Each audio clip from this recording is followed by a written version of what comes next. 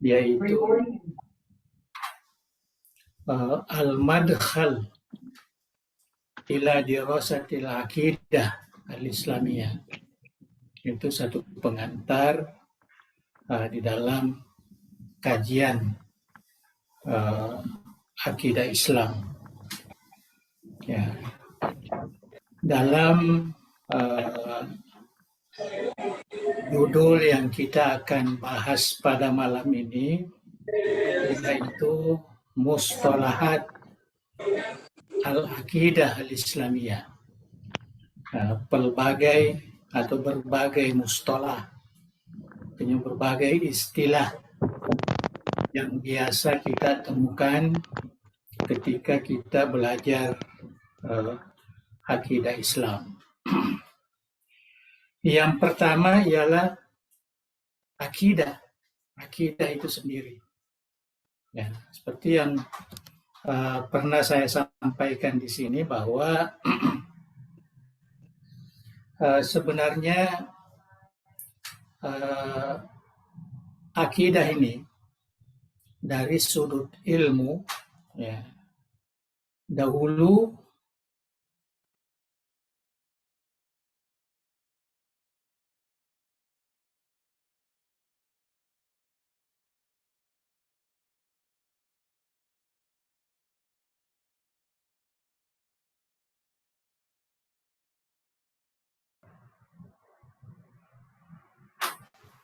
suaranya bagus ya.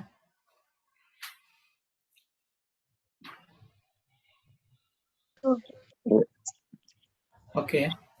Oke, mana sampai kalinya po? Oke. Jadi kita sekarang mulai masuk kepada mustalah atau istilah-istilah yang digunakan di dalam akidah Islam. Dulunya disebut ilmu akidah. Ya. Nah, sebab kalau kita lihat dari sudut perkembangan ilmu-ilmu Islam itu, ya, mungkin kita kurang ya membaca sejarah ya, perkembangan ilmu pengetahuan Islam. Ya, itu yang harus kita sedikit mengetahui bahwa di zaman Rasulullah itu tidak ada namanya ilmu-ilmu Islam ini. Ya. Jadi semua sahabat mengaji di hadapan Rasulullah Shallallahu Alaihi Wasallam. Ya. Jadi setelah Rasulullah wafat, kemudian para sahabat pun berusaha bagaimana caranya untuk melestarikan ajaran-ajaran Islam ini. Ya, kalau ya, selamanya hanya mengikut tuturan kata saja, artinya mewariskan melalui mulut, maka itu dikhawatirkan nanti nilai atau ajaran Islam ini sedikit demi sedikit akan berkurang. Nah, kalau hanya umat Islam diharapkan untuk kembali kepada Al-Quran, kepada hadis-hadis Rasulullah, begitu juga ijma para sahabat, maka itu tidak dapat menjadi rujukan mutlak ya kepada masyarakat Islam. Jadi ulama mengikut tahassus mereka, artinya kepakaran mereka, maka muncullah ilmu-ilmu pengetahuan. Yang paling awal itu ialah hadis. Ya, ilmu hadis. Itu yang paling awal. Itu di zaman Sayyidina Umar Ibn Abdul Aziz. Nah, itu sudah mulai dikembangkan ilmu hadis dan juga pengumpulan ya hadis-hadis Rasulullah Sallallahu Alaihi Wasallam. Nah, itu di zaman tabi'in yang pertama. Ya, setelah ilmu hadis ini barulah muncul ilmu fiqh. Ya, karena hadis ini sangat dekat dengan ilmu fikih, ya, supaya nampak bagaimana ulama membuatkan metodologi untuk istimbat ya, hukum dari Al-Quran maupun dari hadis Rasulullah Sallallahu Alaihi Wasallam, termasuk ijma, ya, nanti dikembangkan menjadi kias dan lain-lain sumber hukum yang ada di dalam ilmu fikih. Nah, jadi setelah muncul dua ilmu ini, maka dirasakan oleh ulama lain ya perlu juga satu ilmu yang terkait ya, dengan akidah, ya, terkait dengan tauhid. Ya, bagaimana mengenal Allah, ya, juga mengenali Rasulullah Sallallahu Alaihi Wasallam. Ya, jadi muncullah apa yang disebut dengan ilmu tauhid. Ya, kemudian terus ya, muncul ilmu tasawuf, kemudian ilmu-ilmu lain, ilmu tafsir, ya, ilmu fikih atau usulul fikih. Akhirnya muncullah perkembangan ilmu yang sangat banyak. Ini bertujuan supaya memudahkan bagi umat Islam untuk mengembangkan ajaran Islam itu supaya tidak dicampur baurkan dengan ajaran-ajaran lain yang masuk, terutama setelah bercampur dengan orang-orang luar dari agama lain. Ya, artinya sudah banyak orang luar masuk Islam, orang Yahudi, orang Nasrani, malah orang Hindu, orang Majusi dan sebagainya. Maka semua ini mempunyai latar belakang agama, mempunyai ilmu yang berbeda-beda. Jadi untuk mempertahankan kemurnian ya, ilmu itu, maka ulama kita ya, membuatlah kaedah-kaedah, membuatlah ilmu-ilmu yang saya sebutkan tadi itu. Nah, termasuklah ilmu tauhid. Jadi ilmu tauhid ini termasuk ilmu yang terawal. Ya, karena ini terkait dengan ibadah kita. Ya. Kita disuruh beribadah, ya, menyembah Allah.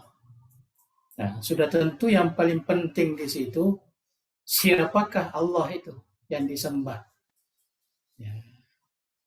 Syahadah kita, asyhadu an la ilaha illallah wa asyhadu anna Muhammadan Rasulullah. Ya, jadi yang paling pokok di situ adalah mengenal siapa Allah dan siapa Muhammad Rasulullah Sallallahu Alaihi Wasallam. Nah, itulah yang disebut dengan ilmu tauhid. Ya, kemudian tidak lama kemudian, karena ilmu tauhid ini terkait ya, dengan fahaman yang perlu dikukuhkan di dalam hati, maka disebutlah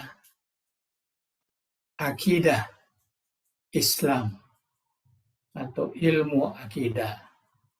Ya, tapi tetap nama ilmu tauhid. Ya, malah perkembangannya ilmu tauhid itu sampai kepada ilmu kalam. Ya, setelah masuknya pelbagai ilmu, ya, maka muncullah metode ilmu tauhid ini yang dicampur dengan akal sedikit, ya, karena masyarakat memerlukan, ya, pemahaman yang dikaitkan dengan akal. Ya, kalau sebelumnya hanya terkait dengan nas Al-Quran. Ya, jadi semua ayat-ayat suci Al-Quran, hadis-hadis Rasulullah Sallallahu Alaihi Wasallam yang terkait, ya, dengan akidah itu, nah, maka itulah yang dikaji oleh ulama dan dibuatkan metodologi atau pendekatan. Nah, pendekatan, ya, yang paling awal sekali yaitu disebutkannya, ya, rukun iman itu yang diambil dari hadis Rasulullah Sallallahu Alaihi Wasallam yang kita kenal dengan hadis Jibril. Ya, hadis Jibril itu yang terkenal, mal Islam, mal iman, mal ihsan.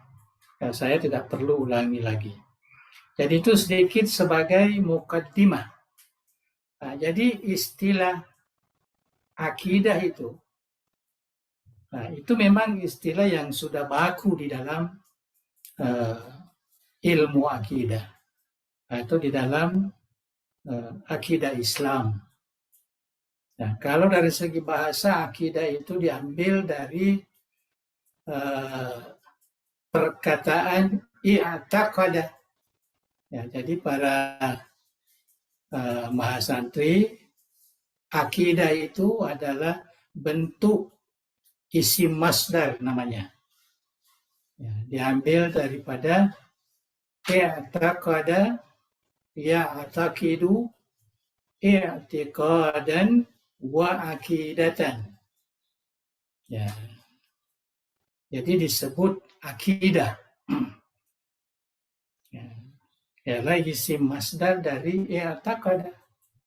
Jadi terkadang juga akidah itu disebut i'tiqad. Ya. Terkadang juga disebut mu'taqadat. Nah, itu sebenarnya bahasa modern kita sekarang ini, ya, terkadang istilah ideologi atau ideologi itu diterjemahkan sama dengan akidah, ya, fahaman yang sudah dikukuhkan di dalam hati, namanya ideologi, ya.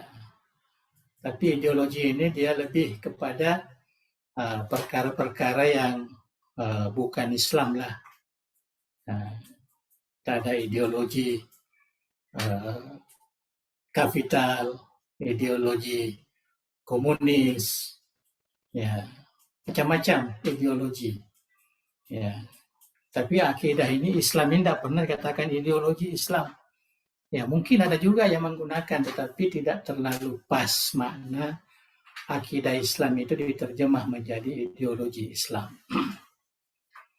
Nah, cuma di dalam bahasa Bugis, kumakadaki akidah, yaring tekad, andai utang modalnya maka dipasing ke ruang. Ya, dipasing ke ruang itu asalnya. Artinya sesuatu yang sudah dikukuhkan di dalam hati, yang menjadi keyakinan kita, yang terkait dengan Allah Subhanahu wa Ta'ala dan Nabi Muhammad Sallallahu Alaihi Wasallam. Itu tidak boleh dipisahkan itu, karena syahadat kita ada dua, La ilaha illallah dan Muhammad Rasulullah. Nah, jadi kalau kita lihat makna akidah itu artinya sesuatu yang kukuh kuat di dalam hati. Ya. Pasing keruap petu. Ya. Rilalena hati. Itu yang dikatakan akidah. Oleh karena itu akidah itu tersimpul di situ makna iman. Ya. Tepat. Ya, iman itu tepat. Ya. Jadi akidah ini agak umum, ya, agak senaro sesuatu yang dikukuhkan di dalam hati. Ya. Sehingga nikah pun disebut akad nikah. Dari akad. Akad itu artinya suatu simpulan yang dikukuhkan, perjanjian antara wali dengan ijab kabulnya. Ya. Jadi namanya akad nikah. Itu kalau dari segi pengertian umum. Tapi dari sudut ilmu akidah di sini adalah sesuatu yang yang tersimpul di dalam hati, yang terkait ya dengan rukun iman lah, ya, yang 6 itu. Ya, jadi rukun iman yang 6. Ya, jadi kalau di sini boleh dibaca sendiri.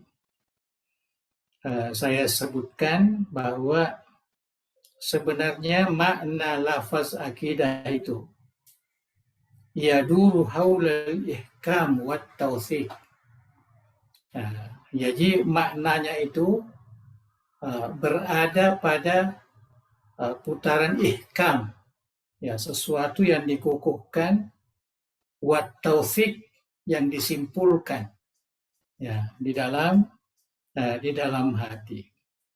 Jadi dikatakan di sini rabtul qalbi bi fikrin au ra'yin muayyanin. Ya, mengaitkan hati itu dengan suatu pemikiran atau suatu pandangan tertentu. Tapi itu makna yang umum. Nah, kalau terkait dengan akidah Islam ini ya, yang terkait dengan ketuhanan, yang terkait dengan kenabian, dan yang terkait dengan hari kemudian atau al-ma'ad. Ya, karena ini semua perkara yang harus difahami dan dikukuhkan di dalam hati kita. Ya, yaitu ketuhanan, kenabian, dan al-ma'ad atau sam'iyat. Ya, perkara-perkara yang terkait dengan hari kemudian, yang terkait dengan malaikat, yang hanya dapat diketahui melalui nas Al-Quran ataupun hadis-hadis Rasulullah Sallallahu Alaihi Wasallam. Jadi itu yang disebut dengan akidah. Jadi dia lebih banyak terkait dengan hati kita. Ya, boleh dibaca sendiri oleh mahasantri. Ada di situ mustalah akidah, itu jelas sekali. Ya, kemudian kita pindah kepada istilah yang kedua, yaitu istilah al-Islam. Ya, atau kita katakan ad-dinul islami, agama Islam. Ya, agama Islam. Kalau di sini disebutkan al-Islam awid-dinul islami wad-dinul ladzi syara'ahu Allahu li ibadihi ala lisani anbiya'ihi wa rusulihi min ladun Adama ila Muhammadin sallallahu alaihi wasallam. Jadi kalau kita katakan Islam itu agama, yaitu agama yang disyariatkan oleh Allah kepada hambanya melalui para nabi dan rasulnya. Jadi mulai dari Nabi Adam alaihissalam sampai kepada Nabi kita Muhammad sallallahu alaihi wasallam. Jadi kalau kita lihat definisi ini, agama yang diturunkan oleh Allah, yang disyariatkan oleh Allah kepada hambanya, yaitu agama Islam. Itu yang disebut dalam Al-Quran, Inna dina indallahil Islam. Jadi sebenarnya hanya agama Islam itu saja yang diturunkan oleh Allah. Kemudian percikan-percikan agama inilah maka muncul berbagai agama lain. Dalam perbandingan agama ada disebut, ingat ya, perbandingan agama itu ilmu yang dibuat oleh Barat, bukan yang dibuat oleh orang-orang Islam. Perbandingan agama itu dibuat oleh orang yang bukan dari ciptaan orang Islam. Oleh karena itu dia bagi agama itu. Ada agama samawi, ada agama wadai. Artinya ada agama yang kata mereka berasal dari langit. Artinya wahyu dari Allah Subhanahu wa ta'ala. Yang dimaksud di situ ialah agama Yahudi diturunkan kepada Nabi Musa alaihissalam, Nasrani kepada Nabi Isa alaihissalam, dan agama Islam diturunkan kepada Nabi Muhammad sallallahu alaihi wasallam. Itu pandangan mereka. Selain daripada tiga agama itu disebut agama wadai. Artinya agama ciptaan manusia. Jadi agama Hindu, agama Buddha, agama Konfusius, agama Shinto dan lain-lain sebagainya, berbagai agama itu, maka itu namanya agama yang dicipta oleh manusia. Itu menurut perbandingan agama itu. Muqaranatul adyan. Tapi kalau kita di dalam al-milal wa nihal, tidak dibagi seperti itu. Seperti yang dinyatakan di sini, bahwa sebenarnya agama Islam itu itulah yang diturunkan oleh Allah dari Nabi Adam kepada Nabi Adam sampai kepada Nabi Muhammad sallallahu alaihi wasallam. Jadi semua namanya agama Islam. Dan di dalam Al-Quran saya sebutkan di sini bahwa yang memberikan nama itu muslimin ialah Nabi Ibrahim alaihissalam. Huwa sammakumul muslimin. Artinya dialah yang menamakan kalian ini sebagai orang-orang Islam. Banyak pengakuan-pengakuan di dalam Al-Quran.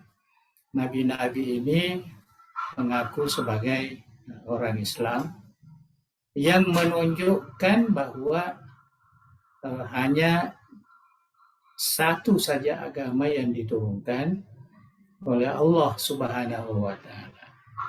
Yang lain-lain itu percikan-percikannya lah. Ya, jadi kalau saya istilahkan umpamanya agama Yahudi.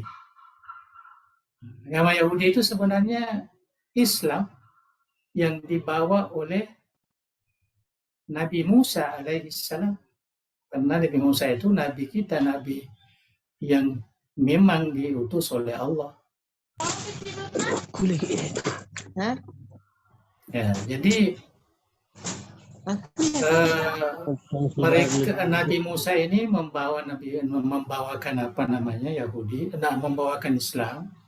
Ya, kemudian setelah meninggalnya maka agama itu diselewengkan dan menjadilah agama Yahudi. Jadi seakan-akan kalau kita mau pahami secara apa namanya jelas, Yahudi itu penyelewengan daripada ajaran Islam yang dibawa ya oleh Nabi Musa alaihissalam. Begitu juga agama Nasrani. Ya. Agama Islam yang dibawa oleh Nabi Isa ya kemudian dialihkan ya, oleh penganutnya, maka dinamakanlah agama Nasrani. Ya. Berbagai golongan-golongannya termasuk agama Yahudi. Kalau dalam Islam itu Nabi mengajarkan bahwa agama Yahudi itu terbagi kepada 71 golongan. Ihda wa sab'ina firqatan wan nasara isnani wa sab'ina firqatan. 72 golongan. Umat Nabi Muhammad menjadi 73 golongan. Itu kalau kita baca di dalam kitab-kitab Al-Milal wa Nihal. Ya, jadi ilmu Milal wa Nihal itu ilmu Islam. Ya. Perbandingan agama itu ilmu di luar Islam tetapi dipelajari juga oleh orang Islam. Nah, itulah sedikit yang perlu kita pahami yang namanya agama Islam ini. Jadi apa yang disebutkan di sini bahwa sebenarnya agama Islam itu secara umum ya, itulah agama yang diturunkan oleh Allah kepada umat manusia sejak dari Nabi Adam. Nah, kemudian dikhususkan lagi ya setelah diturunkan kepada Nabi Muhammad Sallallahu Alaihi Wasallam. Ya, jadi itu apa namanya lebih terkhusus lagi dan itulah yang sekarang ini ya kita menjadi umatnya atau pengadutnya. Ya, karena apa namanya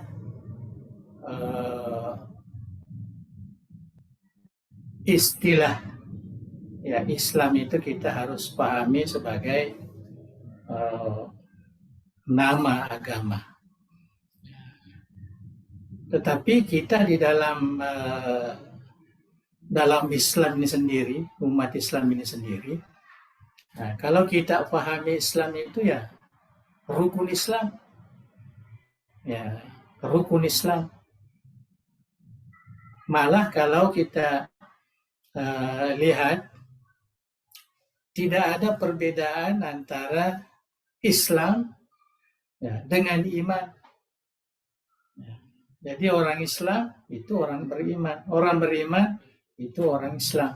Nah itu secara umum. Walaupun kalau kita kaji secara mendalam, nah barulah ada perbedaan. Karena memang disebutkan juga di dalam Al-Quranul Karim bahwa terkadang orang itu Islam tetapi belum lagi beriman. Jadi ada kalau makna kalau berkumpul Islam dan iman itu maknanya berbeda. Tapi kalau berdiri sendiri Islam itu juga iman. Iman itu kalau berdiri sendiri itu juga Islam. Ya, itu secara umum kita pahami. Jadi itu orang Islam, artinya orang beriman. Itu orang beriman, tetapi itu adalah orang Islam. Nah, itu pemahaman kita ya secara umum. Walaupun sekarang ini kita lihat seakan-akan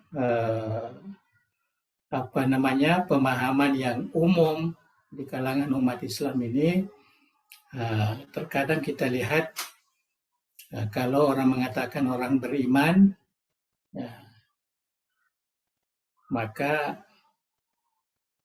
dipahami secara umum ya, bahwa umat-umat lain pun ya, umat beriman. Ya, tetapi kita sebagai umat Islam tidak memahami seperti itu. Saya kira itu yang terkait dengan Islam. Jadi kalau terakhir di sini saya katakan inna dina al-islami ya'muru bikulli khuluqin fadil. Jadi kalau kita bicara tentang agama Islam itu ialah agama yang mementingkan akhlak yang mulia. Wa yanha an kulli khuluqin safil. Ya, ada di dalam catatan itu ya, dalam muqarrar, dan mencegah dari segala akhlak yang rendah. Wa ya'muru bikulli amalin sholih, dan memerintahkan ya, semua amal-amal soleh. Wa yanha an kulli amalin sayyi, dan mencegah ya, segala amal-amal yang buruk. Wa bizalika, oleh karena itulah, wa salihun li kulli zamanin wa makanin wa ummatin. Oleh karena itu agama Islam itu tidak pernah ya, ketinggalan zaman, tidak pernah tidak sesuai dengan tempat dan juga umat manusia. Artinya selalu diperlukan ya, oleh zaman, oleh tempat, dan oleh umat manusia. Ya. Tapi jangan dikatakan bahwa Islam itu ya harus dirubah, disesuaikan dengan zaman, disesuaikan, bukan begitu. Artinya diperlukan oleh zaman. Islam tidak berubah. Ya. Diperlukan oleh zaman, diperlukan oleh umat, umat manusia maksudnya, diperlukan oleh tempat, bagaimanapun perkembangan modernnya keadaan sekarang, maka tetap Islam itu diperlukan. Wa huwa manhaju hayatin, dan itulah merupakan manhaj, ya, cara hidup yang diberikan oleh Allah Subhanahu wa Ta'ala kepada hambanya ya, di dunia ini. Ya, itu sedikit kesimpulan yang perlu kita pahami terkait ya, dengan agama Islam ini. Ya, kemudian kita ambil lagi yang mustalah yang ketiga, yaitu al-iman. Ya, iman. Tepek dalam bahasa Bugis. Aku Islam seleng, tapi seleng ini mungkin dari Islam juga. Ya. Artinya terkadang orang kembalikan kepada Islam itu artinya selamat, artinya aman dan sebagainya. Tapi saya lebih melihat dari sudut nilai agamanya, bahwa itu adalah simbol keagamaan yang merupakan manhaj al-haya, ya, sebagai cara hidup, way of life kata orang Barat, ya, untuk mengajar kita bagaimana sepatutnya kita hidup. Karena Islam itu tadi dibutuhkan oleh waktu, dibutuhkan oleh tempat, dibutuhkan oleh umat manusia. Itu yang kita pahami dari berbagai ayat-ayat suci Al-Quran.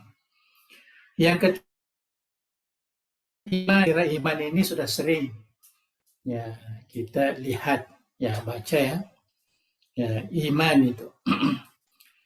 Iman ini tepat ya, diambil dari perkataan amana atau amana yu'minu, imanan. Jadi masdar, bukan isi masdar. Ya, tidak sama dengan akidah tadi. Sama dengan Islam. Aslama yuslimu islaman. Ya, ada masdar. Nah, kalau iman ini diambil dari perkataan amana yu'minu imanan. Jadi saya tidak lihat secara detail. Silakan baca sendiri dari segi bahasa. Dalam kamus kita melihat al-iman diddul kufri. Ya, jadi kalau kita baca kamus, iman itu lawan atau kebalikan daripada kekufuran. Artinya kalau tidak beriman ya kafir lah. Kalau kafir tidak beriman lah. Itu dari segi kamus. Atau iman bimakna at-tasdiq did at-takzib. Ya. Jadi iman itu artinya membenarkan. Ya. Jadi kalau makna membenarkan apa yang dibawa oleh Rasulullah, maka kebalikannya at-takzib. Nah, yaitu mendustakan apa yang dibawa oleh Rasulullah. Nah, dan ini dipakai oleh kebanyakan ulama ahli sunnah wal jamaah, bahwa yang dimaksud dengan iman itu ialah at-tasdiq bima ja'a bihi Muhammadun sallallahu alaihi wasallam. Nah, jadi iman itu dia lebih kepada iman yang dibawa oleh Nabi Muhammad. Dengan keyakinan kita terhadap kebenaran yang dibawa, agama yang dibawa oleh Rasulullah sallallahu alaihi wasallam. Itu yang disebut dengan iman. Nah, jadi bukan yang tadi yang disebut oleh ahli bahasa, iman dengan kekufuran. Ini yang sering kita gunakan. Ya, kalau dia bukan orang beriman, maka dia orang kafir. Nah, begitu. Nah, tapi kalau kita pahami al-iman itu sebagai at-tasdiq, ya, artinya membenarkan. Itu kaitan dengan sifat hati membenarkan, meyakini kebenaran itu membenarkan, meyakini kebenaran apa yang dibawa atau agama yang dibawa oleh Rasulullah Sallallahu Alaihi Wasallam. Ya. Jadi itu yang disebut dengan iman. Ya, dengan iman. Ini banyak lagi kata-kata yang yang disebutkan di sini. Jadi iman itu ya, dari segi bahasanya adalah kebalikan daripada kufur. Ya. Tapi dari segi yang umum digunakan oleh umat Islam, bahwa al-iman itu ialah membenarkan, tasdik, ya, membenarkan apa yang dibawa oleh Rasulullah Sallallahu Alaihi Wasallam. Nah, maka itulah muncul istilah,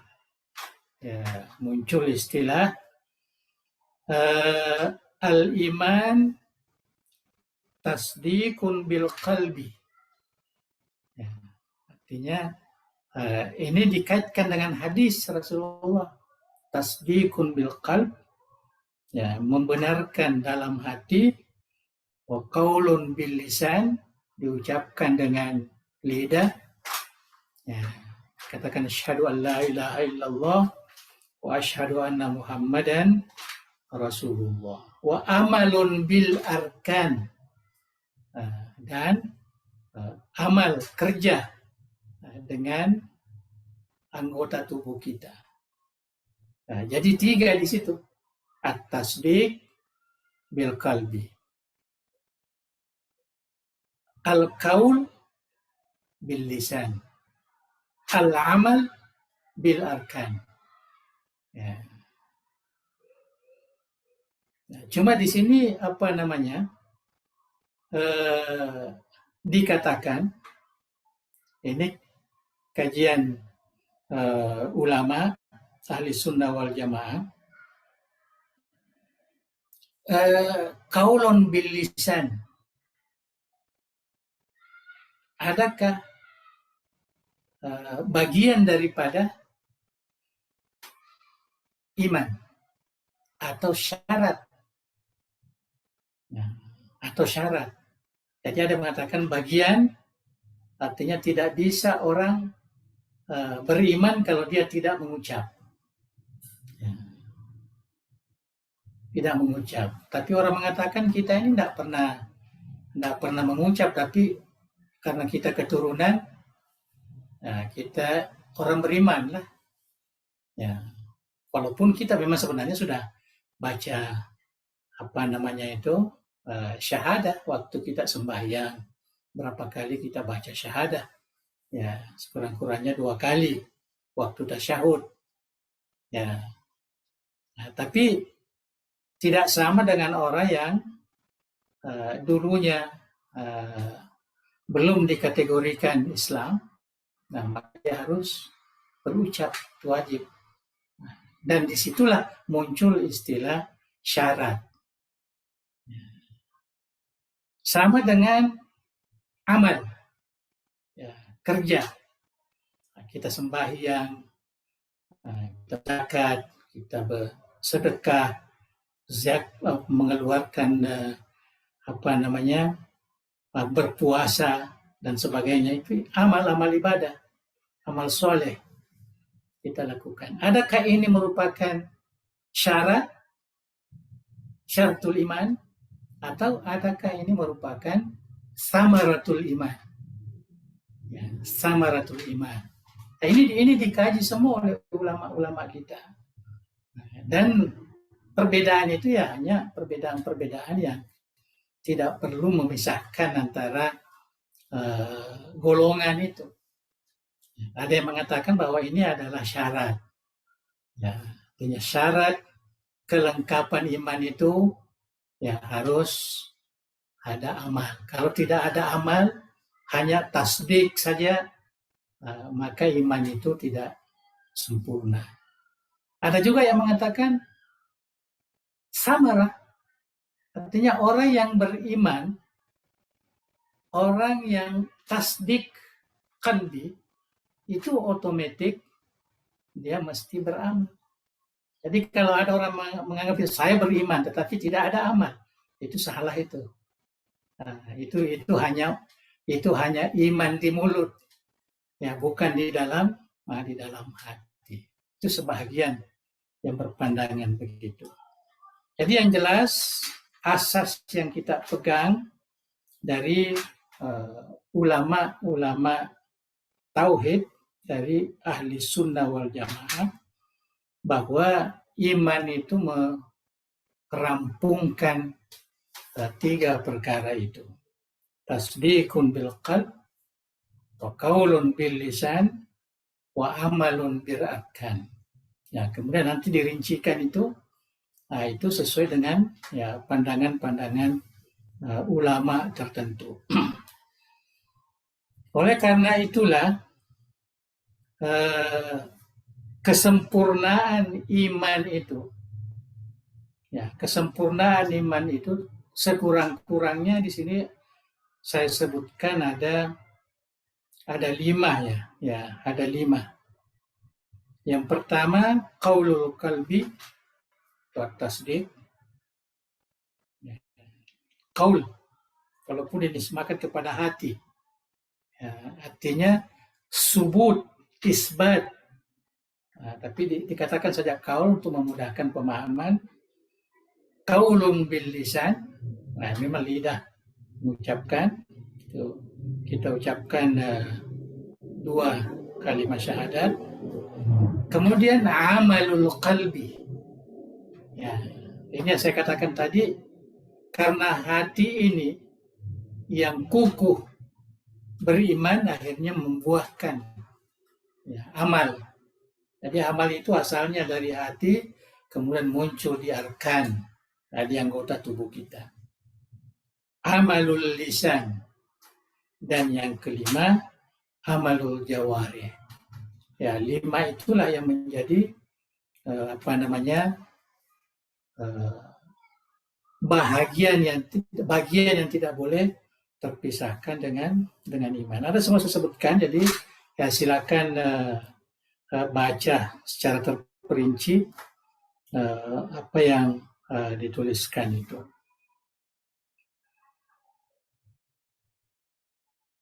Ya, kemudian yang terakhir di sini kalimatut tauhid. Ini yang terakhir ini yang terkait dengan istilah tauhid. Ya. Kalimatut tauhid yang ini ialah kalimat la ilaha illallah. Ya. Jadi kalau kita lihat kalimatut tauhid itu dia ada 2 rukun. Nah, dia ada 2 asas yang kuat, an-nafyu wal isbat. Ya. Ini bagi yang yang belum mampu untuk menikmati, merasakan itu. An-nafyu itu artinya menafikan ya, semuanya. Artinya mengosongkan. Kemudian isbat, mengisbatkan, menetapkan. Jadi sesuatu yang tidak ada menjadi ada. Jadi kata la ilaha. Nah, itu nafyun. Kemudian illallah. Nah, Allah itulah isbat. Ya, Allah itulah isbat. Saya ini perkataan la ilaha illallah ini. Kita tidak boleh menggunakan akal. Kenapa mesti nafi dulu kemudian isbat? Kenapa tidak lambat? Ya.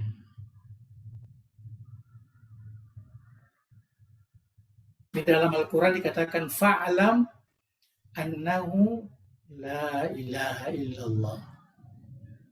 Ya. Ketahuilah. Ya. Ada juga menafsirkan yakinilah tidak ada Tuhan, tidak ada yang disembah, kan macam-macam. Nah, artinya tapi ilah, tidak ada Tuhan selain Allah Subhanahu wa taala. Nah, itu yang lebih umum. Jadi ada nafi, ada isbat. Tapi waktu menyatakan Allah secara langsung, katakan kul huwallahu ahad. Katakan Muhammad kepada mereka, ya, huwallah, ya, dialah Allah, ahad, tunggal, ya, satu, ahad. Ya, jadi dia tidak mengatakan kul la ilaha illallah. Tapi dikatakan kul huwallah. Dia langsung. Ayatul Kursi Allah la ilaha illallah.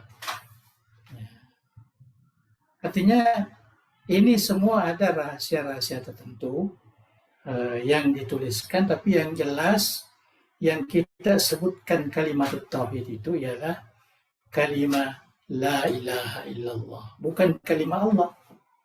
Allah itu lafzul jalalah namanya. Nah, kalau kalimat tauhid itu la ilaha illallah. Rukunnya nafi dan isbat. Jadi ini perlu difahami di situ itu. Jadi itulah yang yang mungkin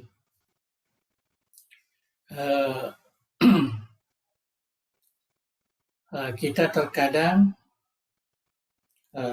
tidak mampu untuk melihat penafsiran kalimat tauhid ini sesuai dengan panduan ulama kita,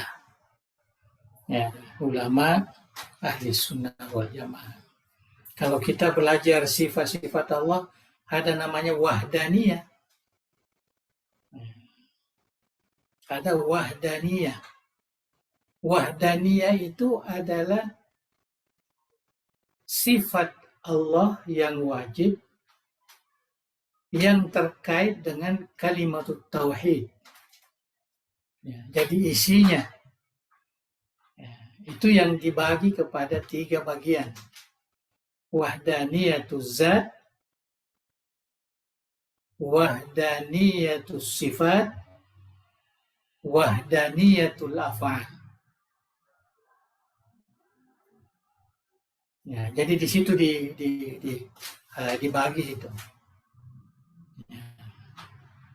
Jadi zat Allah itu wahdaniyah, sifat Allah itu wahdaniyah, af'al yang terkait dengan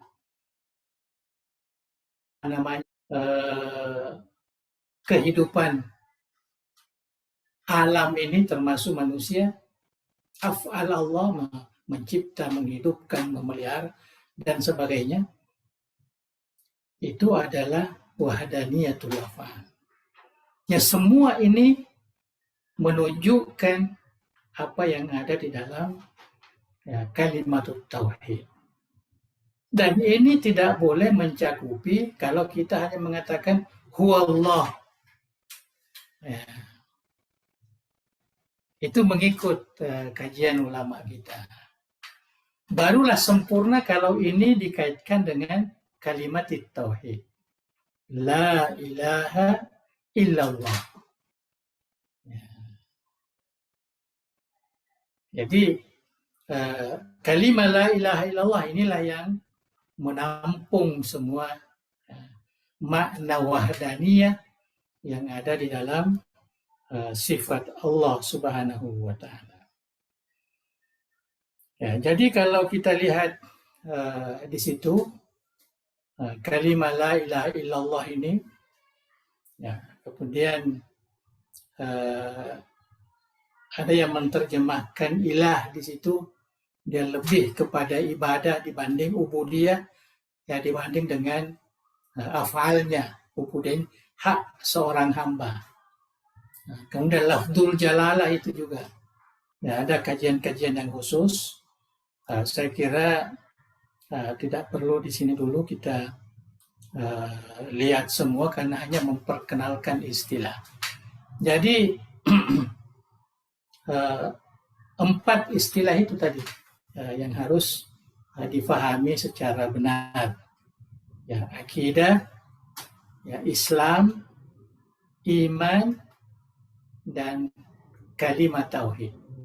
Karena inilah yang menjadi istilah yang digunakan di dalam mengkaji ataupun menghalusi pemahaman kita di dalam ilmu akidah. Di dalam ilmu akidah. Saya kira sampai di sini dulu ya. Insya Allah akan datang kita akan masuk kepada al-muhadarah as-saniyah. Kita akan masuk kepada kuliah yang kedua di sini dalam ini. walaupun kita sudah kuliah keberapa, ya kuliah yang kedua.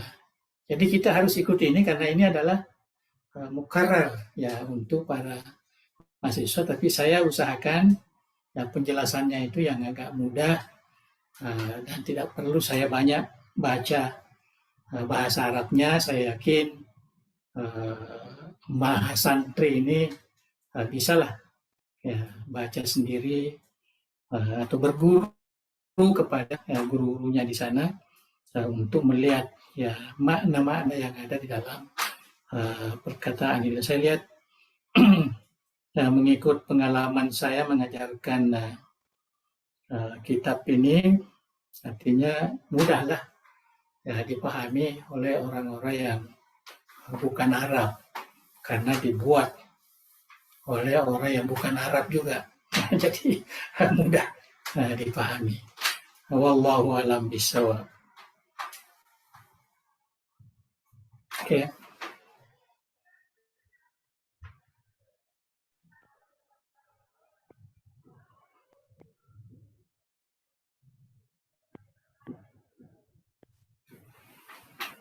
Ya Rob.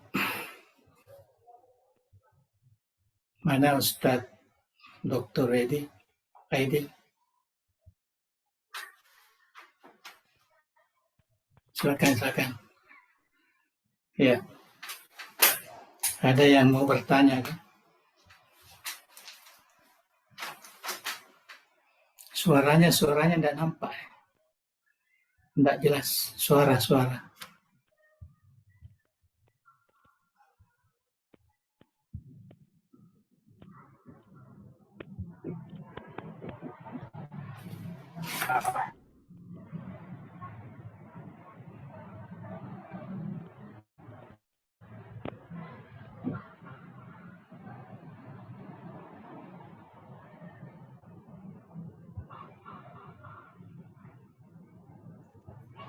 Satu-satu.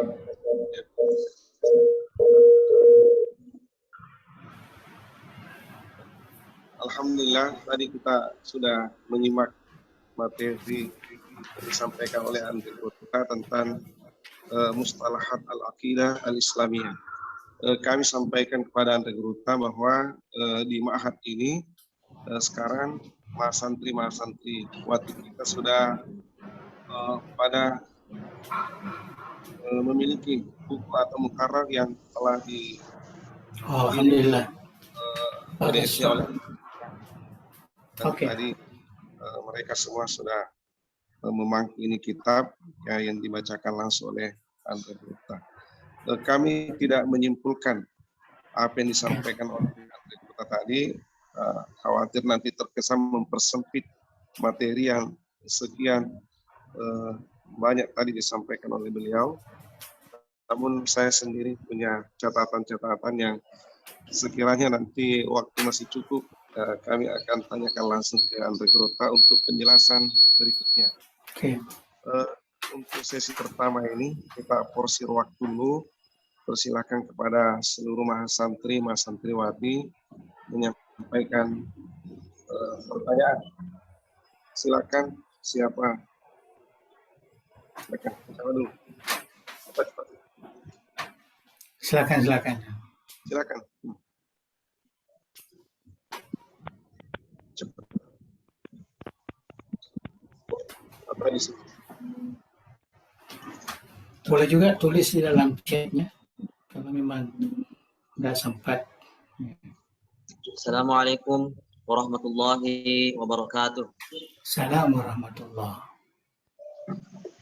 Tadi Puan. Ya. Siapa namanya? Muhadara yang sebelumnya. Mungkin bisa kita terangkan kembali bagaimana diketahui manhaj akidah sunnah wal jamaah itu terbagi dua, yaitu al-asy'ariyah dan maturidiyah. Yang kami pertanyakan, Puan, bagaimana itu persamaan dan perbedaan-perbedaannya akidah asy'ariyah dan maturidiyah, dan kenapa dinafikan selain daripada akidah asy'ariyah dan maturidiyah? Oke. Begitu enggak, Puan? Assalamualaikum warahmatullahi wabarakatuh. Assalamualaikum warahmatullahi. Banat ada? Banat ada yang mau bertanya? Cepat. Lagi. Cepat. Ya, silakan situ. Cepat.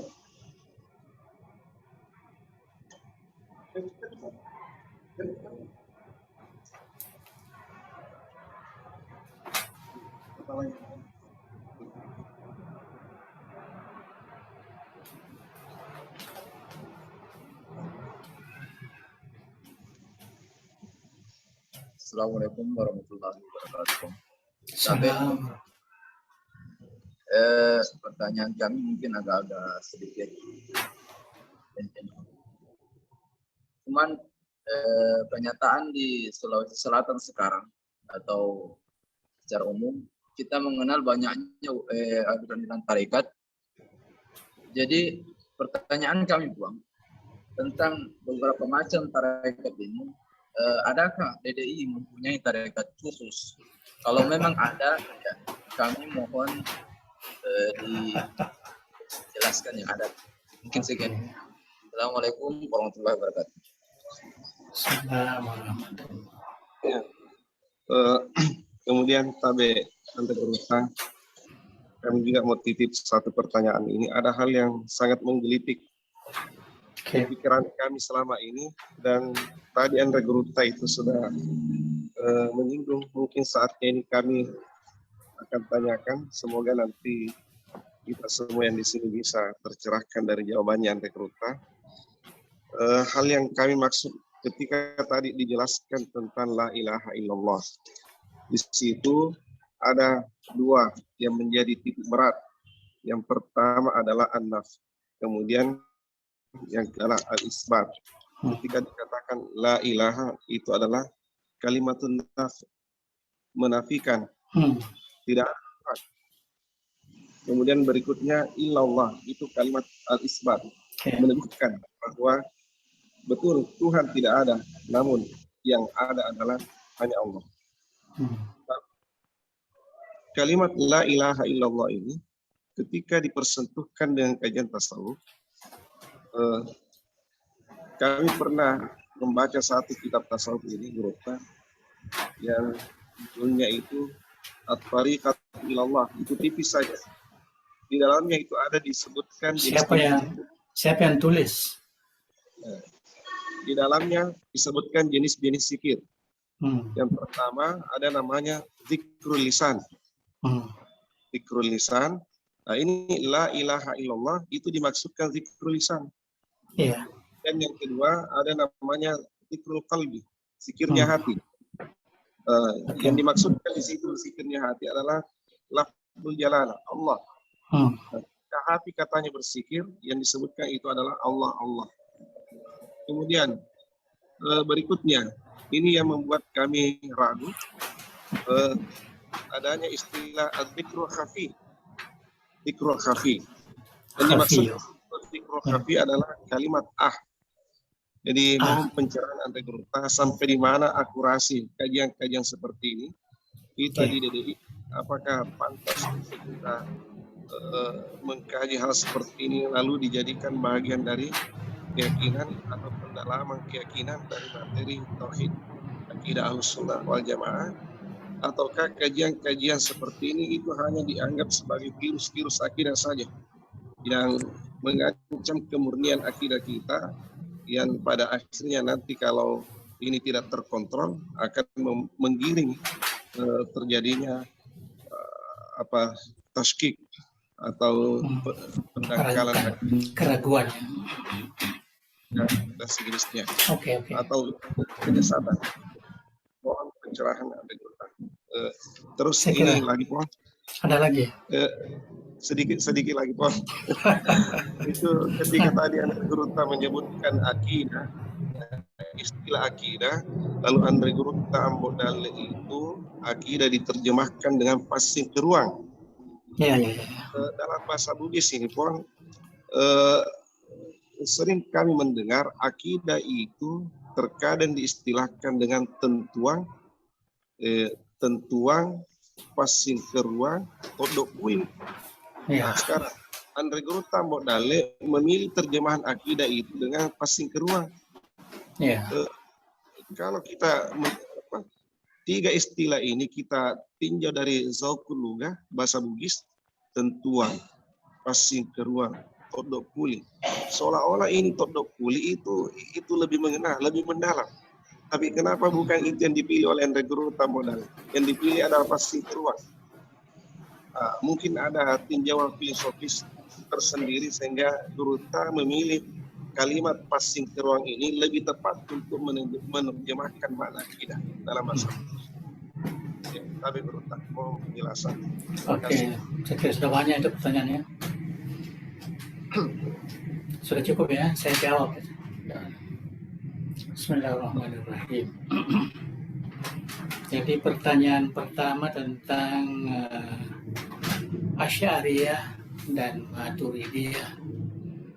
Ya, ini yang sering menjadi isu, ya, terutama sekali setelah munculnya satu pemahaman yang seakan-akan berbeda, ya, akan berbeda. Kalau kita melihat kembali kepada rujukan-rujukan asas, istilah Asy'ariyah dan Maturidiyah ini adalah istilah manhaj. Sebabnya saya tidak pernah mengatakan ini adalah mazhab. Saya selalu mengatakan madrasah. Ya, madrasah, karena madrasah itu membuat manhaj. Ya, jadi madrasah Asy'ariyah, madrasah Maturidiyah. Kita di ahli sunnah wal jamaah ini, termasuk DDI, kalau kita bicara tentang akidah, ya, tentang tauhid, maka manhaj yang kita gunakan itu adalah manhaj madrasah Asy'ariyah dan madrasah Maturidiyah. Ya. Tapi itu istilah. Tapi sebenarnya seperti yang selalu saya katakan, Guru tambok dale itu kalau kita melihat rujukan-rujukan akidah yang ditulis, itu lebih kepada madrasah Asy'ariyah, ya, bukan madrasah Maturidiyah. Saya tidak susah untuk menerangkan terlalu panjang nanti perbedaan antara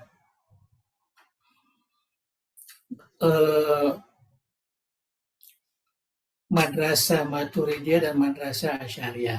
Tapi yang jelas menurut kajian saya, sebenarnya kalau kita sebut dua-dua itu hanya karena kebanyakan rujukan Asy'ariyah yang ditulis, rujukan ahli sunnah yang ditulis oleh ulama dahulu, ya, ulama dahulu, termasuk Imam Ghazali yang banyak mempengaruhi, ya, pemikiran akidah di Nusantara ini. Maka kita melihat bahwa disebutkan dua itu, walaupun hanya satu sebenarnya yang dilakukan. Ya. Karena menurut kajian madrasah Asy'ariyah dan madrasah Maturidiyah ini, itu perbedaannya sangat sedikit. Ya. Yang diurut Imam Al-Abadiyah namanya, ya, mazhab Hanafi, ya, dia mengulas perbedaan-perbedaan itu, dia hanya temukan 16 titik perbedaan dan semuanya hanya ikhtilaf lafzi saja. Ya, ikhtilaf lafzi. Ya, artinya hanya perbedaan lafaz, perbedaan istilah saja. Ya, tidak ada yang mencolok artinya perbedaannya. Nah, jadi itu seakan-akan kalau kita baca buku-buku ahli sunnah dari awal dulu ya sampai sekarang ini tuh memang selalu disebut dua itu, tetapi di dalam pelaksanaan termasuk di DDI sendiri itu hanya madrasah Asy'ariyah. Ya, itu saya katakan, Gurutta itu berapa kitab-kitab tauhid yang ditulis, semuanya itu adalah ikut manhaj Asy'ariyah, manhaj Asy'ariyah. Ya. Tidak mengikut kepada manhaj Maturidiyah. Tapi dia mungkin dia menganggap bahwa kalau dia ikut Asy'ariyah ikut juga Maturidiyah begitu. Ya karena perbedaan tidak terlalu menjauh. Dan secara pemahaman bagi mereka yang berpegang kepada Asy'ariyah tidak menafikan orang-orang yang menganggap dirinya ahli sunnah tetapi berpegang kepada di luar Asy'ariyah dan Maturidiyah. Tidak. Tetapi kita menganggap bahwa inilah yang paling sesuai dengan ahli sunnah wal jamaah. Nah, itu sebabnya Gurutta itu menggunakan Asy'ariyah. Ya. Apalagi sekarang ini ada yang mengatasnamakan dirinya ahlul hadis. Ada yang mengatakan mengikut Imam Ahmad bin Hambal dan sebagainya. Nah, itu tidak menafikan. Ya. Cuma yang bermasalah ini karena terkadang yang dari madrasah di luar Asy'ari ini mereka selalu mengeluarkan Asy'ariyah dan Maturidiyah di luar daripada ahli sunnah wal jamaah. Ya. Itu yang menjadi masalah sebenarnya. Padahal ulama Asy'ariyah, ulama Maturidiyah dia mengatakan bahwa ada ahlul hadis, ada akidah tersendiri tapi tidak jauh berbeda. Ya. Malah dia mengatakan bahwa ahlul hadis yang paling kukuh umpamanya itu banyak yang intisab kepada Imam Abu Hasan Asy'ari. Ya. Kita melihat tokoh umpamanya, ya, tokoh Imam As-Suyuti itu ahli hadis, Imam Nawawi itu ahli hadis. Tapi semua di mana? Semua Asy'ariyah. Itu semua Asy'ariyah itu dari segi akidahnya. Ya. Jadi kita harus mengakui itu. Ya, harus mengakui. Terjadi perbedaan sekarang ini karena orang luar ini selalu berusaha untuk mengeluarkan Asy'ariyah dan menganggap dia hanya Maturidiyah. Dia hanya ahli sunnah. Yang lain itu bukan ahli sunnah. Ya, malah dikaji semua ulama-ulama kita. Bagaimana akidahnya Abu Hasan Asy'ari, bagaimana akidahnya Imam Nawawi, bagaimana akidahnya Imam Suyuti. Semua dikaji, kemudian disebut-sebut, ini bertentangan dengan ahli sunnah. Ini bertentangan dengan ahli sunnah. Itu kan tidak boleh begitu. Ya, karena mereka ini sudah jelas akidahnya. Ya, jangan dirubah-rubah. Ya. Apalagi kalau dirubah-rubah, ya rujukan-rujukan itu. Kita lihat saja umpamanya Riyadhus Shalihin yang ditahqiq oleh Syekh Utsaimin. Coba lihat, coba baca. Berani menyalahkan Imam Nawawi dari sudut pentarjihan hadis. Albani, apalagi Albani. Padahal sebenarnya tidak boleh. Ya, karena kami yang mempelajari ulama-ulama ini jauh lebih percaya Imam Nawawi dengan mereka. Dan kitab-kitabnya itu kitab-kitab bersanad. Sampai sanadnya masih ada, jadi kita yakin betul. Jadi kalau ada sedikit kesalahan tahqiq yang dibuat oleh orang, kita tahu. Ya, sama dengan kitab Ibana, Imam Abu Hasan Asy'ari. kita ada aslinya yang tidak ada perubahan-perubahan yang diwarisi. Ya, jadi kalau ada orang yang membuat fitnah kepada Abu Hasan Asy'ari dengan mengukuhkan bahwa ini di dalam kitab kitabnya Abu Hasan Asy'ari, maka kita tidak bisa menerima itu. Ya, karena semua kitab-kitab ahli sunnah yang kita pegang, kalau terkait dengan akidah dari Asy'ariyah atau Maturidiyah, itu semua adalah bersanad. Nah, itu adalah bersanad. Jadi tidak bisa dipermain-mainkan itu. Tafsirnya juga ulama mengkajinya. Ya, ulama mengkajinya. Nah, jadi tidak tersembunyi. Itu sebabnya kita kukuh yang mengatakan kalau persoalan akidah, ya, kita harus kembali kepada madrasah Asy'ariyah ataupun madrasah Maturidiyah.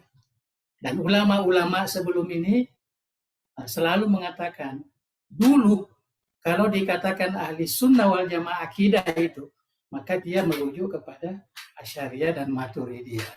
Belakangan ini baru muncul akidah-akidah yang lain, dan tahu sumbernya.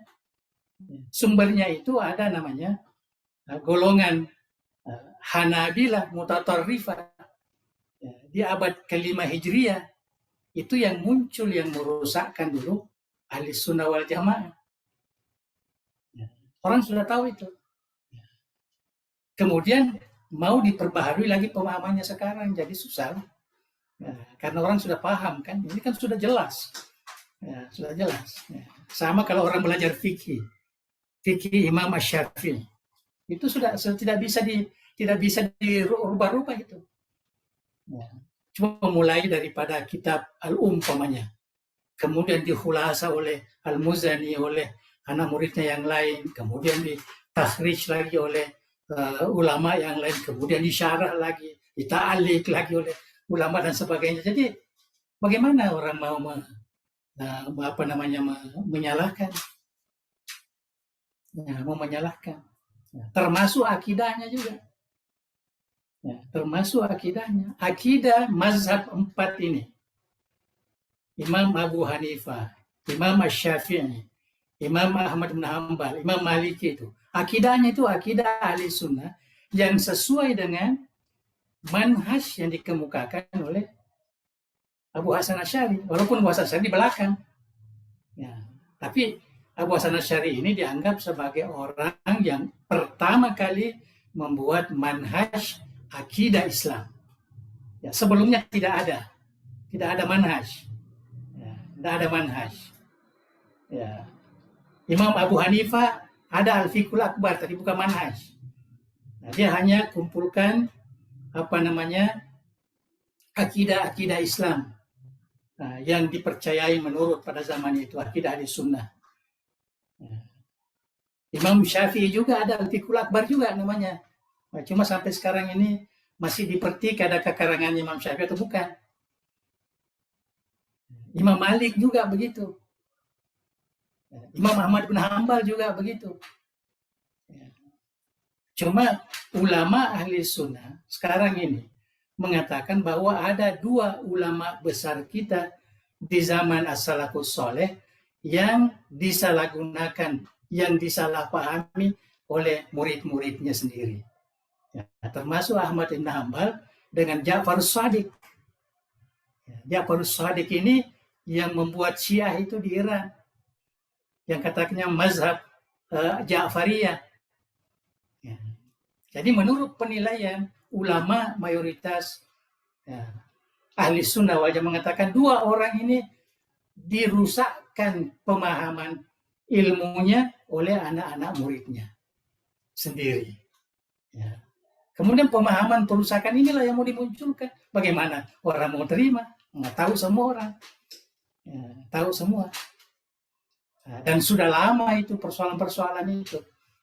Nah, cuma baru sekarang dibuka lagi. Dulu sudah hilang. Ya, yang namanya dulu Hanabilah itu sudah hilang. Ya. Ibnu Taimiyah juga sedikit mengembangkan itu dia tidak sempat menyebarkan itu. Ya, nanti setelah adanya Muhammad bin Abdul Wahab ini dengan menggunakan politik, karena dia bersama dengan Raja Ibn Saud, maka disitulah sempat, dan itulah yang tersebar sekarang ini yang menjadikan umat Islam ini dari sudut pemahaman Islam ini sebagai bercelarut. Nah, itu yang harus dipahami. Jadi bukan bermakna hanya Asy'ariyah, hanya Maturid, bukan. Tapi madrasahnya, manhajnya itulah yang dikukuhkan oleh ahli sunnah wal jamaah mayoritas. Itu yang dikukuhkan dari segi akidah, dari segi akidah. Termasuk kita di DDI yang kita kukuhkan adalah manhaj atau madrasah Asy'ariyah.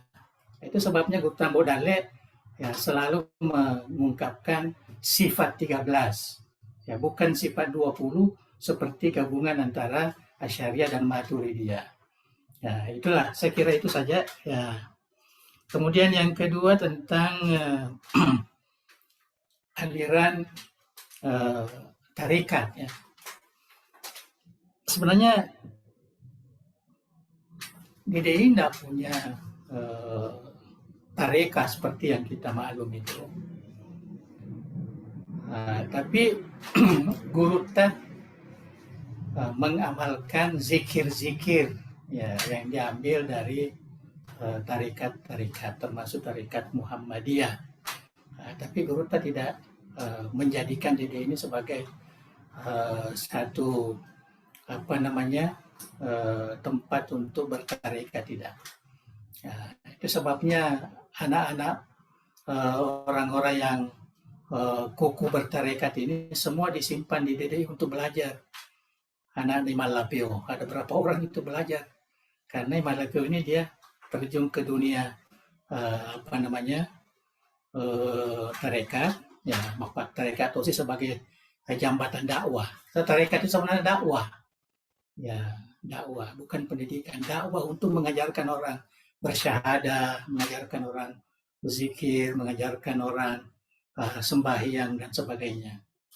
Guru tidak, Guru mengajarkan ilmu. Dan dia tidak tertarik manhaj tarekat itu untuk dibawa ke Darud Da'wah wal Irsyad. Tapi tidak menghalang orang-orang DDI yang mau masuk, silakan. Tidak menghalang, yang penting kita hati-hati sebab tarekat ini terkadang juga ada ajaran-ajaran yang diistihadkan oleh orang yang tidak menguasai ilmu itu. Tidak sama dengan dulu-dulu. Kalau zaman Bahauddin An-Naqsyabandi, zaman Abdul Qadir Jailani, itu ulama besar semua. Tapi setelah belakangan ini kan terkadang warisan-warisan. Artinya tidak kuku. Tapi kalau kuku, alhamdulillah. Alhamdulillah. Macam di Azhar, kita tengok Syekh Azhar sendiri, dia ada tarekat Khalwatiyah, Ahmad Tayyib, siapa namanya, Ali Juma juga ada tarekat Saziliyah kalau tidak salah saya. Itu tidak ada masalah, karena itu hanya dipakai untuk untuk berzikir, untuk halakah, untuk halakah. Tapi kita di DDI tidak, tidak. Tapi banyak orang DDI yang masuk tarekat, yang mempunyai kecenderungan hati untuk banyak berzikir. Saya kira itu. Kemudian la ilaha illallah ini yang dipersoalkan tadi, ada zikir lisan, zikir qalb, dan zikir khafi. Saya kira kalau kita baca bukunya Guru Tambo Dalek itu kan jelas.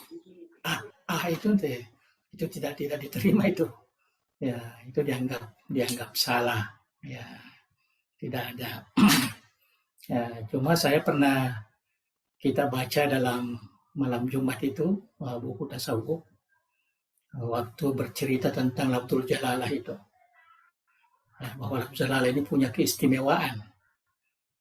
Dibuang hurufnya pertama lillah, dibuang huruf yang kedua-dua menjadi lahu. Jadi semua ada arti. Allah itu kalau dibuang hurufnya satu-satu atau dibuang kecuali satu juga punya arti. Punya arti. Maka ada yang mengatakan bahwa kalau dibuang tinggal alifnya yang awal dan hanya itulah itulah Kemudian dikaitkan dengan firman Allah yang terkait dengan Nabi Ibrahim. Nabi Ibrahim itu digelar dalam Al-Quran la'awwahun halim. Awwah. Jadi awwah itu katanya ada yang menafsirkan terlalu banyak membaca itu nama Allah. Tapi itu hanya hanya pengeluasan. Justru boleh merusak kepada ajaran akidah. Kita cukup menggunakan Allah lah. Allah. Yang paling selamat itu la ilaha illallah dan Allah. Huwa pun sebenarnya kalau salah-salah huruf nanti boleh merusak. Sebabnya saya katakan kalau mau pakai huwa maka gabungkan dengan Allah. Huwa Allah. Itulah yang dijadikan sebagai zikir. Itu lebih baik. Dan itu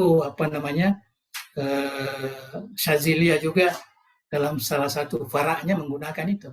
Huwa Allah. Jadi napasnya itu huwa Allah. Selalu berhubungan terus. Berhubungan. Jadi la ilaha illallah atau huwa Allah atau Allah Allah. Kalau hu saja nanti jadi yahu. Jadi Yahu juga. Kalau Yahu itu sudah lain itu. Yahudi jadinya. Jadi agak berbeda. Jadi saya kira itu yang perlu kita pahami. Tapi yang jelas itu saya katakan tadi bahwa memang sekarang ini untuk melihat perkembangan tarekat, walaupun kita di Indonesia ini ada namanya tarekat Mu'tabarah. Kalau di Mesir ada yang di bawah naungan tarekat-tarekat yang rasmi. Malah saya lihat di sekarang ini tarekat-tarekat itu dijadikan sebagai alat untuk menguasai massa juga. Jadi tidak apa, yang penting mereka ini memperhatikan ajaran-ajaran itu jangan terkeluar daripada ajaran ahli sunnah wal jamaah. Karena ulama tasawuf kita dulu itu sebelum ada tarekat ini, itu dia mempertahankan itu ajaran ahli sunnah wal jamaah. Jadi mereka itu tidak ada pertentangan, tidak ada istilah-istilah kontroversi yang dibuat. Tapi setelah datangnya tarekat-tarekat ini terkadang walaupun tidak tidak semuanya, itu sebabnya kita harus berhati-hati. Tapi saya kira jalan dakwah itu sebenarnya tidak boleh dilepaskan juga lah, karena kita tahu bahwa tarekat itulah yang banyak mengembangkan dakwah Islam di Nusantara ini. Dari dulu lagi. Mereka datang sebagai peniaga, pedagang, tapi dia juga mengajarkan tarekat-tarekat tertentu. Karena zaman itu memang zaman penuh dengan kegiatan-kegiatan tarekat, terutama zikir-zikir itulah.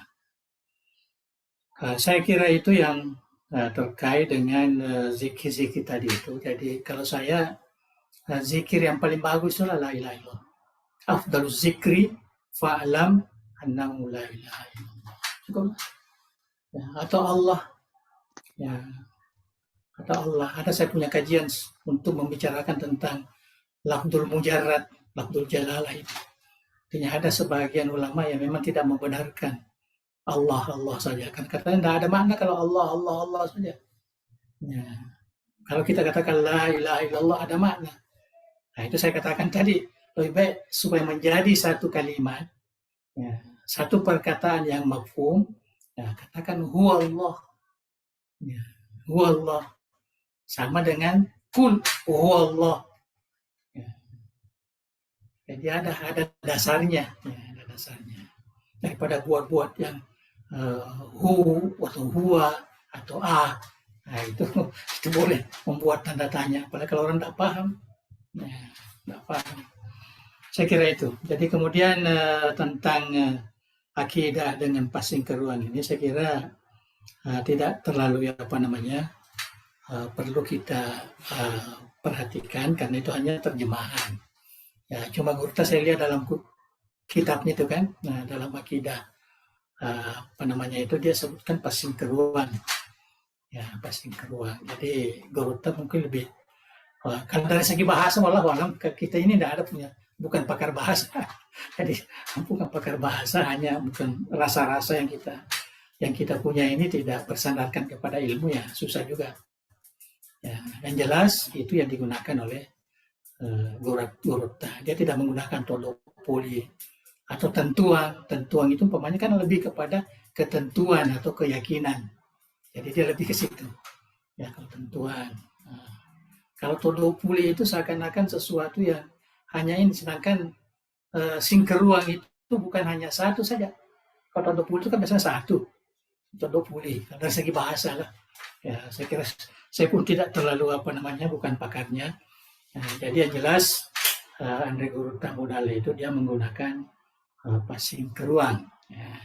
Jadi kalau kita berceramah pakai bahasa Bugis mungkin lebih selamat lah kalau kita menggunakan terjemahkan akidah atau etikad itu sebagai passing keruang karena ada dasar. Nah, kalau kita ambil yang lain ini tidak mesti ada dasar. Nah, saya kira wallahu a'lam bishawab.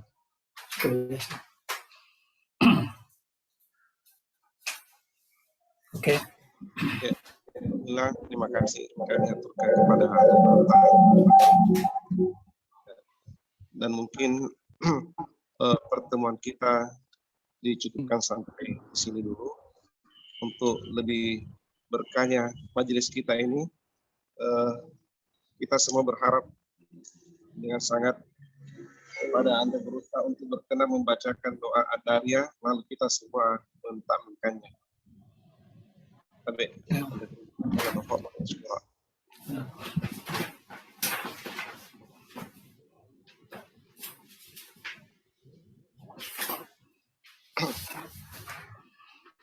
Oke. Bismillahirrahmanirrahim. Alhamdulillahi rabbil alamin. Hamdan yuwafi ni'amahu wa yukafi'u mazidah. Ya Rabbana lakal hamdu kama yanbaghi li jalali wajhikal karim wa 'azimi sultanik. Allahumma shalli wa sallim ala sayyidina Muhammadin wa ala alihi wa sahbihi ajma'in. La ilaha illallahul azimul halim. La ilaha illallah rabbul arsyil azim. La ilaha illallah rabbus samawati wa rabbul ardi wa rabbul arsyil karim.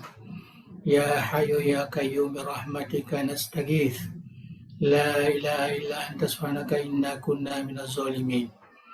Allahumma inna nas'aluka bismikal azim wa bi asma'ikal husna ma alimna minha wa ma lam na'lam an tarzuqana ilman nafi'an wa rizqan wasi'an wa shifaan min kulli da' wa sakam ya akramal akramin. Allahumma ij'al jam'iyyata dari da'wati wal irsyad jami'an mubarakan wa jami'atan muwaffaqatan li takhrij ulama'il qanitin wad du'atil mutkinin wal murabbin al mukhlasin waj'alha manaran ariqan lil ulumil islamiyyah wa qal'atan ma'muratan lil ma'arifis thaqafiyyah wa masdaran asilan lisyara'i diniyah biminhaji ahli sunnati wal jamaah ya zal jalali wal ikram.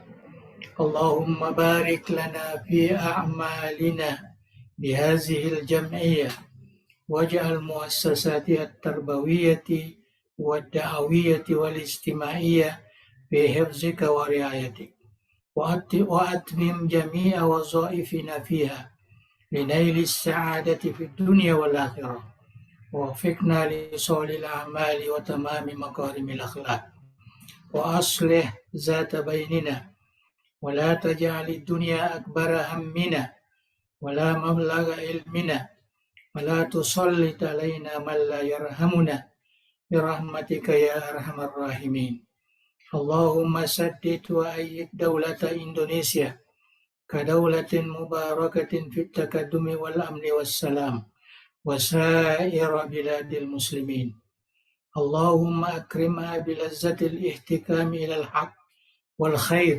واجعلها بقعة ميمونة وبلدة طيبة مأمورة واجعلها من المؤمنين متمسكين بالدين آمرين بالمعروف ناهين عن المنكر مؤمنين بالله يا ذا الجلال والإكرام اللهم بفضلك الأميم أمنا واكفنا اللهم شر ما أهمنا وأغمنا وعلى الإيمان الكامل والسنة والجماعة والدعوة والإرشاد توفنا نلقاك وأنت راض عنا ربنا آتنا من لدنك رحمة وهيئ لنا من أمرنا رشدا ربنا آتنا في الدنيا حسنة وفي الآخرة حسنة وقنا عذاب النار وصل اللهم على سيدنا محمد وعلى آله وصحبه وسلم وارزقنا كمال المتابعة له ظاهرا وباطنا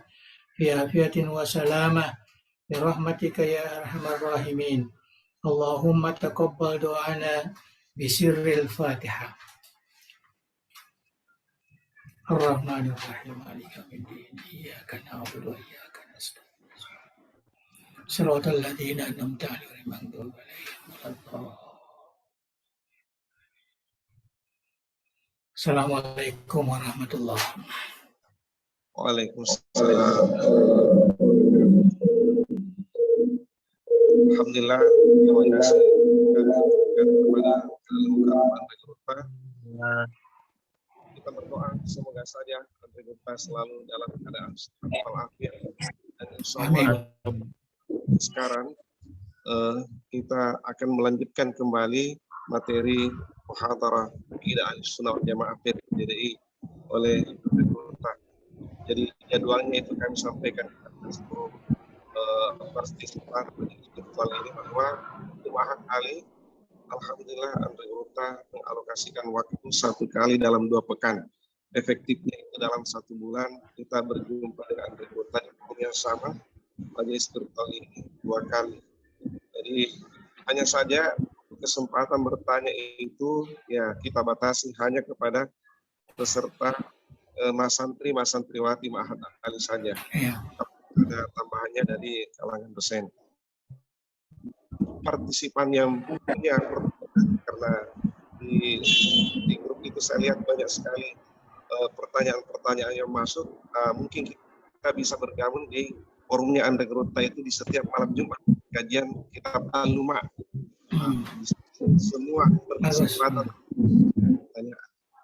Jadi terima kasih sekali lagi kami aturkan kepada Antre Gurta dan alhamdulillah sampai di sini akhirnya kita kali ini semoga usia panjang pertemuan berikutnya kita akan berjumpa kembali insyaallah. Oke, saya mohon ya mohon ya. Waalaikumsalam warahmatullahi wabarakatuh.